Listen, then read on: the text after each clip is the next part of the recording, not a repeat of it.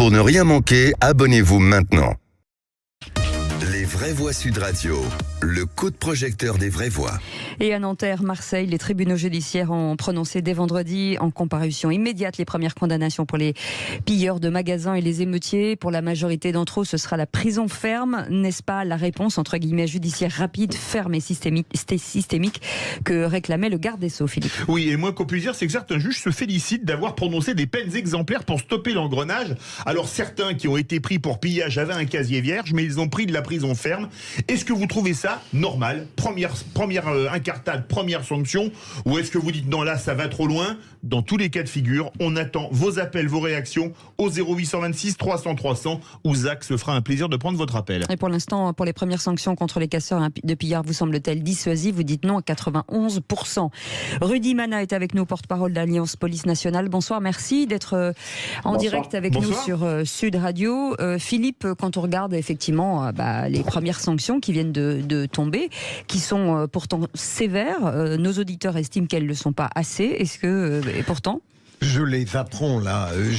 Franchement, je n'ai pas suivi les condamnations prononcées avec suffisamment de détails. Je suis aussi intéressé par les explications que donnent les gens, les jeunes, devant les tribunaux. Je trouve que pour l'instant, d'après ce que j'apprends de vous, ça me paraît normal. C'est même sévère, mais je peux comprendre que même avec un casier néant, compte tenu de la particulière transgression au cours de ces 5 jours d'émeute, voire 6 peut-être, j'espère que non, eh bien on aille jusqu'à, vous avez parlé 2 ans d'emprisonnement, pourquoi pas, ça ne me choque pas. François... Mais je ne connais pas l'ensemble du tableau pénal en France. Il faut toujours des exemples, Françoise. Alors, la justice, et tous les magistrats vous le diront, ne gère pas par l'exemple. La justice, c'est pas la vengeance, et on ne fait pas des exemples. Mais il n'en reste pas moins vrai qu'on peut imaginer quand même que dans un coin de la tête, je crois qu'ils sont 3 magistrats, hein, c'est ça, oui. Philippe, à prendre la décision, il y a quand même la volonté d'une peine, d'une exemplarité. Donc, moi, je trouve que ça commence à être lourd, 2 ans ferme, et c'est mérité. Je trouve que c'est sévère et que c'est juste. Ensuite, sur les explications, assez rapidement, j'écoutais de nombreux témoignages. Il y a beaucoup de mineurs qui disent finalement on a été pris dans le flot, etc. Mais quand même, il ne faudrait pas, et je vois bien la tendance, il ne faudrait pas substituer cette idée que finalement ces mômes s'en fichaient complètement de Naël et ils avaient juste envie de faire les magasins, souvent d'ailleurs manipulés par des plus grands. Il ne faut pas oublier non plus le point de départ. Autant je ne suis pas d'accord avec la France Insoumise qui n'a pas condamné, et j'ai condamné la France Insoumise, moi, de ne pas l'avoir fait. Autant je pense que Mathilde Panot a raison quand elle dit l'ordre, ça ne se décrète pas, et surtout, il ne faut pas oublier le point de départ. On a complètement zappé le point de départ de la mort de Naël. Oui, et donc c'est assez sévère pour moi, je pense. Ce qu'ils disent que durant les auditions, Jean Dorido, 2 seulement ont parlé de rébellion dans le cadre de la mort de Naël et pas les autres. Oui, bon, alors ce sont quelques cas pour le moment. Hein, l'avenir nous en dira davantage. Sur ces sanctions, bon, moi je ne suis pas juge, pour le coup, Dieu me préserve. Donc la première question, d'après moi, c'est de savoir si ces peines vont être exécutées. La deuxième, c'est si elles le sont, comment vont-elles être exécutées? Et puis surtout, la troisième question essentielle, c'est est-ce que ça va porter ses fruits en termes de réinsertion, si vous voulez? C'est que est-ce que ces sanctions vont aller dans le sens de jeunes qui ressortiront de cette épreuve davantage citoyens, davantage lucides, davantage, je dirais, dans le comportement républicain. Et ça, quand même, hélas, les mêmes causes produisant toujours les mêmes effets, manifestement, ce n'est pas ce qui se passe traditionnellement. Du côté police, forcément, Rudy Mana, quand vous entendez ces peines, c'est ce que évoque souvent la police, de dire que finalement les arrestations ne sont pas suivies de faits et que tout le monde est relâché assez rapidement. Est-ce que là, vous êtes plutôt, je ne vais pas parler de contentement, mais plutôt assez positif, en tout cas, sur ces peines? Oui, complètement. Très honnêtement, c'est de cette manière qu'on voudrait que la justice travaille. Je rappelle quand même que ces condamnations, effectivement, moi je les considère justes et bien faites. Mais je suis même surpris qu'elles soient presque aussi élevées pour certains cas. Mais en fait, c'est comme ça que l'on doit donner l'exemple. Parce que je rappelle quand même qu'on a vécu 4 jours d'enfer, il faut se le dire. Nous, les forces de police, on a vécu 4 jours d'enfer, et je vous assure qu'on était qu'on n'était pas loin du point de rupture et qu'on a vraiment été, là pour le coup, la dernière digue républicaine. Je peux vous assurer d'ailleurs que ça nous a extrêmement resserrés dans nos rangs. Et hier soir, je raconte cette petite anecdote, hier soir sur le Vieux-Port à Marseille, alors que la situation était extrêmement calme, on a eu des centaines de passants qui se sont arrêtés pour nous remercier du travail qu'on avait effectué en nous disant « vous nous avez sauvé les vacances ». Je pense que vous avez sauvé la République, tellement la pression était énorme. Donc, je trouve que les sanctions sont plutôt méritées. On peut considérer parfois même qu'elles sont un poil élevées pour des primo-délinquants, puisque, en tout cas, ça n'arrive jamais, je vous le dis, parce que j'ai eu des collègues qui travaillent au palais de justice de Marseille tout à l'heure qui m'ont dit pour ce genre de fait, on a rarement des mandats de dépôt, rarement de la prison ferme. Et là, on a eu de la prison ferme avec des mandats de dépôt. Donc, très clairement, la justice a tapé sévèrement, mais vraiment, je crois que c'était absolument nécessaire. Mais vraiment absolument nécessaire, parce qu'on aurait donné un signe absolument catastrophique si on avait relâché 99% des gens, comme parfois on peut le voir. Ça aurait été un signe catastrophique pour la population de voir que, alors qu'ils ont détruit des villes entières, parce que Marseille, Lyon, la région parisienne, je pense à Nanterre, la ville a été détruite, quoi. Il faut se dire les choses. Et c'est mérité. Alors parfois, il y a des gens qui ont dit je suis passé devant, j'ai trouvé 3 pantalons, je les ai pris. Ben ouais, et malheureusement, il a été pris et du coup, il a été condamné sévèrement. Ce qui est dingue d'ailleurs, c'est que c'est un couple. Ils étaient un couple, ils ont partagé les vêtements avec leur famille et ils disent on était là par hasard et on a ramassé les vêtements. C'est fou en fait. Oui, si c'est vraiment le cas, c'est fou. Après, peut-être c'est pas le cas du tout et qu'ils étaient là aussi avec les émeutiers. Ça, personne ne le saura. C'est leur vérité. Je dis ce qu'ils ont dit. Je répète ce qu'ils ont dit. Oui, j'ai bien compris. J'ai bien compris. Donc, en fait, effectivement, quand on voit ça, on se dit oh là là, mais c'est incroyable. Mais pourtant, franchement, il fallait vraiment punir sévèrement parce que moi, je l'ai vu. J'ai eu plein de réunions avec des élus politiques, des commerçants. Mais les commerçants, franchement, ils ont vécu. C'est horrible pour eux. Je pense aux commerçants marseillais, aux commerçants lyonnais. C'est horrible pour ces gens qui travaillent toute leur vie et qui voient qu'en 2 jours, on leur a tout pillé, tout détruit, quoi. C'est des gens qui bossent, qui vraiment s'arrachent pour obtenir ce qu'ils ont. Et rien que pour eux, il était nécessaire de sanctionner parce que, franchement, nous, ils nous ont arraché le cœur. Je vous le dis très clairement. On les a vus, ces mecs-là, ces personnes-là, ça nous a arraché le cœur de les voir, quoi. Et on a fait ça aussi pour eux. Parce qu'on a subi l'enfer, je ne vous le cache pas, on a tout subi pendant 3 jours. On a vécu des choses absolument abominables. Et je voudrais avoir une pensée extraordinaire pour tous les policiers et les gendarmes qui ont travaillé sur ces émeutes-là.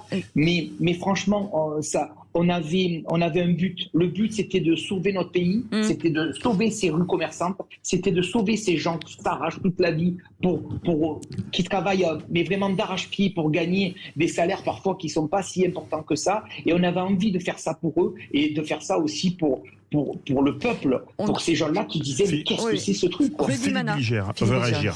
Je rejoins absolument ce que vient de dire Rudy. On vous entend pas, Philippe. Pourquoi on n'entend pas Philippe? Moi aussi, je rends hommage évidemment à la police et à la gendarmerie qui, au cours de ces jours, a cherché à éviter un pire encore plus accablant.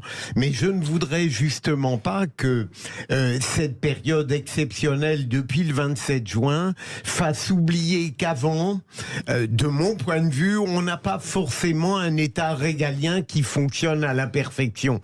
Je veux dire, avant le 27 juin, je considère que parfois la justice était trop faible, que l'exécution des peines ne se faisait pas bien, ainsi de suite. Donc je ne voudrais pas que ça apparaisse d'une certaine manière, je rejoins Françoise, comme une période exceptionnelle qui nous dissuade de nous pencher sur la quotidienneté qui, heureusement, n'est pas faite que d'émeutes. Françoise, et juste après, on prend Marie-Christine et après vous. Je voulais juste dire que, bon, moi, Rudy, je vous apprécie beaucoup parce que vous intervenez souvent dans Les Vraies Voix. J'ai pas du tout apprécié votre communiqué sur la guerre civile et les nuisibles. J'entends ce que vous dites. Je sais que vous avez vécu l'enfer, vraiment. Je pense les habitants, les commerçants, etc.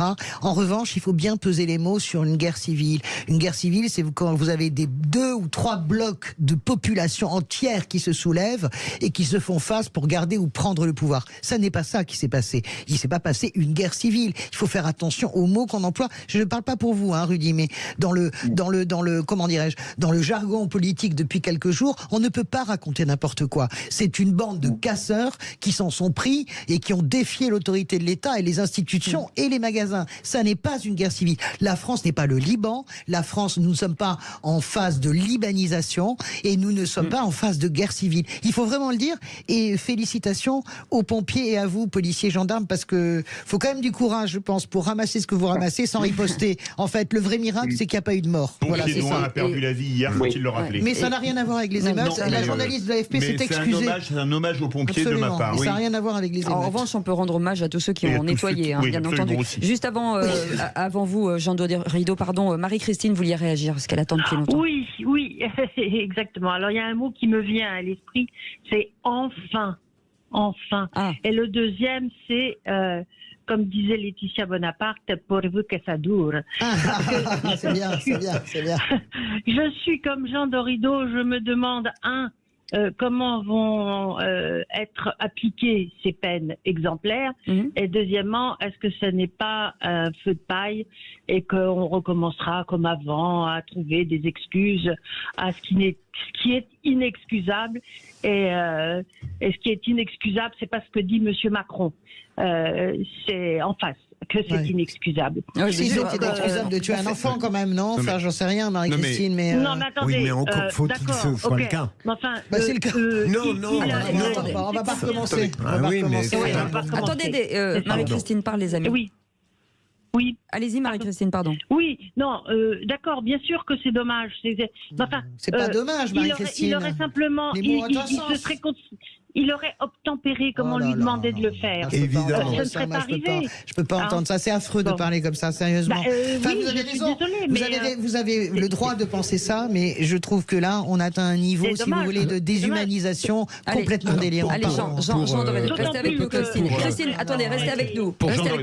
Pour continuer sur cette question, là, nous commentons effectivement les décisions de la justice concernant les émeutiers. Bon, c'est un fait, il y a un temps de la justice. C'est vrai qu'il y a un policier qui est mis en examen aujourd'hui au titre d'homicide volontaire, et c'est un fait, je rejoins Françoise, on aimerait quand même comprendre ce qui s'est passé. C'est pas possible, c'est un fait. Un enfant prend une balle dans la tête tirée par un policier. Pas dans la tête, dans le cœur.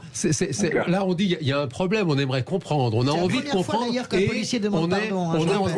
on est en attente d'avoir, et l'instruction hélas risque d'être longue, et c'est vrai qu'on a envie que ce temps de la justice quand même aide à mieux comprendre ce qui s'est passé, parce que là c'est un fait, on a des punitions qui arrivent très vite. Ok, maintenant c'est vrai qu'on a envie, c'est vrai que c'est pas audible quelle que soit la raison. C'est décorrélé. Le pillage n'a rien à voir avec Noël. C'est un fait que c'est pas audible aujourd'hui. Oui, il y a cette fameuse loi quand même sur l'usage de l'arme à feu, cette une règle qui a changé sur l'impulsion du ministre de l'Intérieur Gérald Darmanin. Manifestement, il y a beaucoup plus d'usage. Il y a beaucoup plus d'usage d'armes à feu aujourd'hui côté police, ce qui n'est pas le cas en gendarmerie. Et c'est vrai qu'on aimerait comprendre. C'est pas possible que quelqu'un prenne une balle pour un refus d'obtempérer. Il y a un problème. Je voudrais poser une question à Rudy Mana. Désolé, je vais revenir un peu en arrière. Quand il y a eu à ZF à Toulouse, il y a eu beaucoup de pillards. Et le tribunal, je m'en rappelle, j'habitais à Toulouse à l'époque, avait fait des comparutions immédiates tout le week-end avec des mandats de dépôt systématiques. C'était très bien. Je vous promets, j'y habitais. Et c'était très bien. Est-ce que c'était pas un peu la même chose? C'est pas la même chose sous le coup de l'émotion, parce que les gens sont outrés qu'on puisse piller des victimes d'une explosion ou de saccage, que là la justice réagit, mais qu'on va revenir aux bonnes vieilles méthodes après. Allez. Et sinon, c'est très court. C'est possible que ce soit ça. Mais effectivement, nous, ce qu'on demande aujourd'hui, c'est que, en fait, ce que demande la totalité des Français, c'est que cette justice réponde immédiatement. C'est insupportable d'attendre 18 mois parfois pour qu'un auteur de fait soit condamné pour des faits qu'il a commis vis-à-vis d'une victime. En fait, ce qu'on veut, c'est une réponse rapide et efficace. Mais Rudy, et quand on est policier... Rudy, maintenant, je vous interromps, mais parfois la justice a besoin de temps pour démêler le vrai du faux, pour séparer le bon grain du vrai. L'idée d'une justice rapide et expéditive, écoute, en Chine, là, Françoise, il y a les images, dans l'absolu. Ils ont les images des gens qui volent. Je l'entends, mais ce que je veux vous dire, c'est que aussi parfois, de Naël qui prend une balle. Mais non, pourquoi vous les bien sûr que pour ce qui s'est passé... Naël qui prend une balle, c'est très biaisé ce que vous dites. Pourquoi ? On pourrait raconter la manière exacte dont ça s'est passé. Alors ne dites vous pas... Vous pouvez la raconter, vous ? Non, mais je pourrais la raconter. Françoise, on ne peut rien du tout. On peut pas comparer les deux, ça n'a rien à voir. On parle de gens qui ont volé des vêtements, là. Oui. Donc vous dites, on a les images. Nous aussi, on a les images de Naël. S'il vous plaît. 0826 300 300. Isaac qui est avec nous. Isaac, vous nous appelez, vous n'êtes pas d'accord avec Rudy Mana? Regarde, je vous parle. Vous m'entendez bien? Oui, très bien, Isaac. Ouais, je voulais dire que je suis un peu raccourci que j'ai entendu. Alors, Isaac, on n'a pas entendu ce que vous disiez. Oui, ça a Allez-y. J'étais un peu effrayé par tous les raccourcis que j'ai entendus. Ah, là, on vous entend plus du tout. Alors, vous êtes à Saint-Gaudens, Isaac. Ah, là, ça va mieux. Allez-y. Levez un bras. Là, vous m'entendez? Allez-y. Là, c'est bien. Levez un bras, ça fait antenne. Est-ce que vous m'entendez encore? Non, c'est pas bien. C'est pas très bon. Allô, là, c'est bon. Attendez, laissez-le parler. Je disais, un peu effaré par tous les raccourcis que j'ai entendus. Vous m'entendez? Oui. Pas très bien. Bon, tant pis. On vous rappelle. Allez-y, bougez pas, Isaac. On vous entend. Là, vous m'entendez ou pas? Oui, désolé, je rappelle. J'étais un peu effaré. Tous les raccourcis que j'ai entendus, il faut savoir que les émeutes, c'est une minorité de gens dans les quartiers. Tous les gens qui sont dans les quartiers, la plupart travaillent. On sait que la moitié sociale ne sont pas dans les gens. Alors, le raccourci qui est fait entre les émeutiers et les allocations, pour moi, il est détestable. Bravo. Et je veux dire aussi que vous êtes une radio, peut-être que cette nuit, ce matin très tôt, les gens sont venus nettoyer vos bureaux. Est-ce que vous vous posez la question, où sont les enfants de ces gens qui sont venus nettoyer vos bureaux ce matin? Voilà. Mais Isaac, on le dit assez régulièrement. Nous, on ne fait pas du tout de généralité. Vous savez très bien que nous, on est en plus la radio des territoires. Et donc, nous, on n'est pas du tout dans cette mouvance-là. Et on ne peut pas le dire. Et nous, ici, il y a effectivement des gens qui nettoient. Elle s'appelle Anna. Tout le monde connaît son prénom. Oui. Elle fait partie de la famille. Donc, on n'est pas du tout dans cette veine-là. Vous vouliez réagir, Françoise, ou le dernier mot peut-être? Je suis très contente de ce qu'a dit Isaac sur les raccourcis. Voilà. Je pense que cette situation ne peut pas demander de binarité. Il faut de la complexité. Il faut penser contre soi-même. Il faut arrêter les réflexes pavloviens. D'un côté, je soutiens mordicus la police. De l'autre, je soutiens mordicus les casseurs. Il faut trouver ça. Et je n'ai pas aimé, je le redis, Rudy, et j'aimerais que, je ne sais pas si vous êtes signataire, j'ai détesté votre communiqué. Je trouve que c'est effrayant. Juste le mot de la fin. En 20 secondes. Si vous voulez, je peux répondre. Oui. Vous savez, nous, Françoise, croyez-moi, on discute avec ces gens dans les cités. Je vous assure que si aujourd'hui, il y a une institution qui discute avec ces jeunes dans les cités, c'est bien la police. Alors, bien sûr que parfois, c'est le jeu de chat à la souris. Bien sûr que ça se passe mal parfois, etc. Mais nous, au moins, on y va et on discute avec eux. En ce qui concerne le communiqué, vous savez, on a un syndicat de police. Et un syndicat de police, il est là pour défendre les policiers. Et je vous assure que les retours des policiers de terrain, je vous assure que c'était ces mots-là. Et alors, vous êtes pas obligé. Il faut des filtres, Rudy. Il faut des filtres, Rudy. On ne peut pas qualifier une partie de la population de nuisible. On lui laisse le mot de la fin, pardon, Françoise. Excusez-moi. Pardon. Et vraiment, nous, on est là pour remonter les propos des policiers de terrain. Alors, je peux entendre ce que vous dites parce que ça a pu choquer, mais véritablement, ces 3 jours qu'on a vécu dans la rue, je vous assure qu'il y avait des gens qui étaient là pour tuer, pour détruire, pour nuire à la vie, de tout un chacun. Et vraiment, alors, on peut parler peut-être sur le mot guerre, peut-être guérilla, on aurait pu employer, mais je vous assure qu'on ne pouvait pas employer en dessous de ça. Parce que c'était les retours qu'on avait des policiers de terrain, et nous ne sommes que les porte-parole de nos collègues, et c'est pour ça qu'on l'a fait dans ce sens-là. Merci beaucoup Rudy Mana, merci beaucoup, porte-parole d'Alliance Police Nationale. Merci Isaac, malheureusement vous entendez pas du tout. Et vous restez avec nous, on fait une petite pause et avec déjà ça sonne au standard pour Sonia qui veut nous parler. À tout de suite.